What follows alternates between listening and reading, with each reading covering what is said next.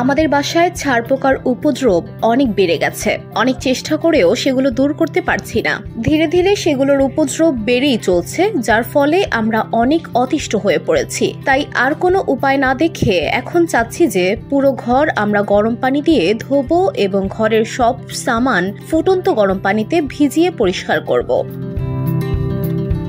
আমার প্রশ্ন হলো, এই পদ্ধতিতে ঘর পরিষ্কার করার দ্বারা তো ছাড় পোকাগুলোকে কষ্ট দেওয়া হবে, যা হাদিসে নিষেধ করা হয়েছে। তাই এখন আমার খটকা লাগছে, কিন্তু অন্য কোনো উপায়ও খুঁজে পাচ্ছি না। তাই সিদ্ধান্তও নিতে পারছি না এখন আমি কি করতে পারি। উত্তর: কষ্টদায়ক ও ক্ষতিকর প্রাণী, পোকামাকড় মেরে ফেলা বৈধ, বিশেষত যখন তা ক্ষতি করতে থাকে এবং কষ্টের কারণ হয়। তবে হাদিস শরীফে যেহেতু কোনো প্রাণীকে আগুন দিয়ে পোড়াতে নিষেধ করা হয়েছে, তাই ফকিহগণ এক্ষেত্রে গরম পানি ব্যবহার করতেও নিষেধ করেছেন। বসুন্ধরা, উত্তরা, বনশ্রী, কুড়িল ও বাড্ডা সহ রাজধানীর বিভিন্ন স্থানে অভিজাত ও অত্যাধুনিক মানের ফ্ল্যাট কেনার এক নির্ভরযোগ্য প্রতিষ্ঠান প্লেজেন্ট প্রপার্টিজ লিমিটেড। তাই আপনার স্বপ্নের আবাসনের জন্য আজই যোগাযোগ করুন।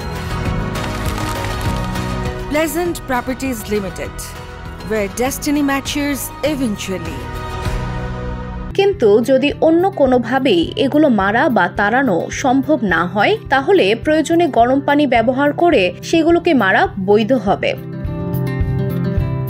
VOD Bangla news desk.